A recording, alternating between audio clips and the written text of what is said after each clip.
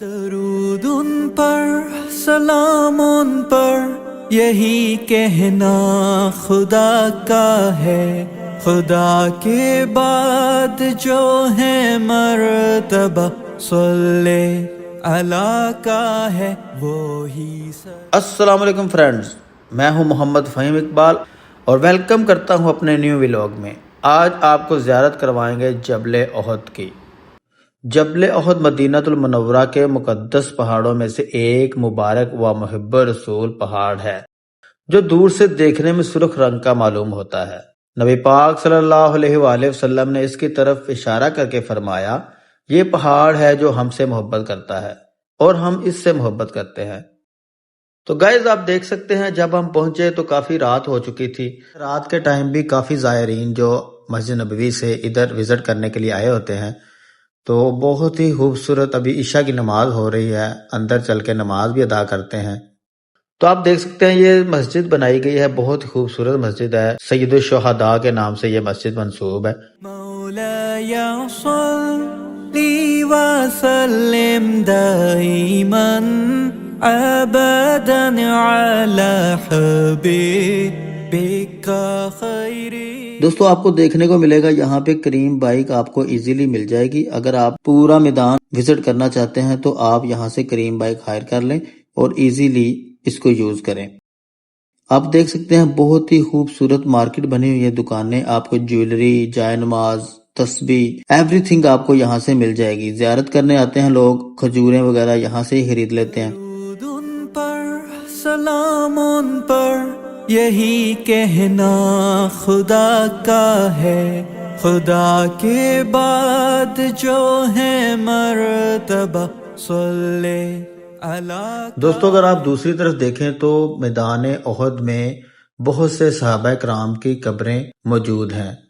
آپ یہ دیکھ سکتے ہیں سامنے جالیاں نظر آ رہی ہیں آپ کو، ان کے اندر حضرت امیر حمزہ رضی اللہ تعالی عنہ جو نبی پاک صلی اللہ علیہ وآلہ وسلم کے چچا تھے، ان کا مزار مبارک موجود ہے، اور بہت سے صحابہ کرام کی قبر مبارک بھی یہاں پہ موجود ہیں۔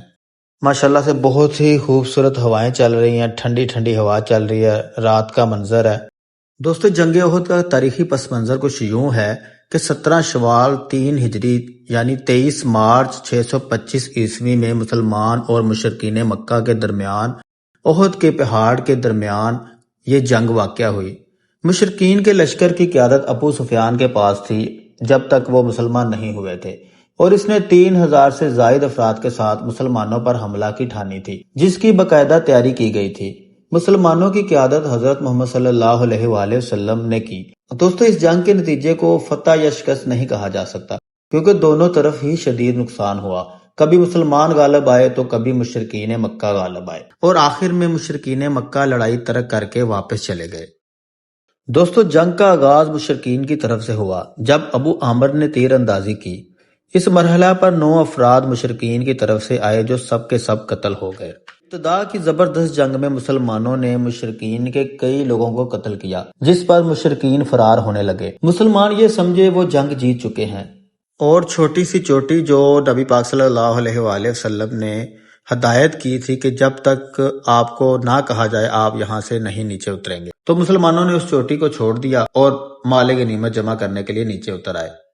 دوستو نبی پاک صلی اللہ علیہ وآلہ وسلم کی ہدایات کو فراموش کرنے کا نتیجہ یہ نکلا کہ خالد بن ولید جو اس وقت مسلمان نہیں ہوئے تھے، انہوں نے موقع کو غنیمت جانتے ہوئے احد کا چکر لگا کر اس چوٹی پر قبضہ کر لیا اور مسلمانوں پر یکدم پیچھے سے وار کر دیا۔ اسی اثناء میں یہ افواہ گرم ہوئی کہ نبی پاک صلی اللہ علیہ وآلہ وسلم کو شہید کر دیا گیا ہے، تو کچھ صحابہ کرام نے ہمت ہار دی اور راہ فرار اختیار کیا۔ دوستو اسی غزوہ پر حضرت محمد صلی اللہ علیہ وآلہ وسلم نے حضرت علی رضی اللہ تعالیٰ عنہ کو تلوار عنایت کی، جس کا نام ذوالفقار کے نام سے مشہور ہوا۔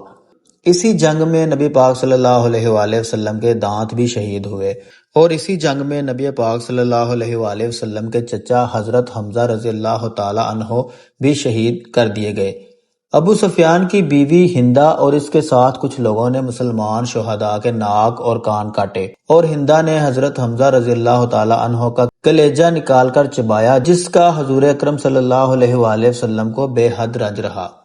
دوستو آپ یہ دیکھ سکتے ہیں باؤنڈری لائن لگائی گئی ہے، اسی میں حضرت امیر حمزہ رضی اللہ تعالیٰ عنہ اور تمام صحابہ کرام جو یہاں پہ شہید ہوئے تھے ان کو اس کے اندر دفن کر دیا گیا تھا۔ دوستو آج کی ویڈیو آپ کو کیسی لگی کمنٹس میں ضرور بتائیے گا، اور اس طرح کی مزید ویڈیوز کے لیے ہمارے چینل کو سبسکرائب کر دیں۔ انشاءاللہ ملتے ہیں نیکسٹ ویڈیو میں۔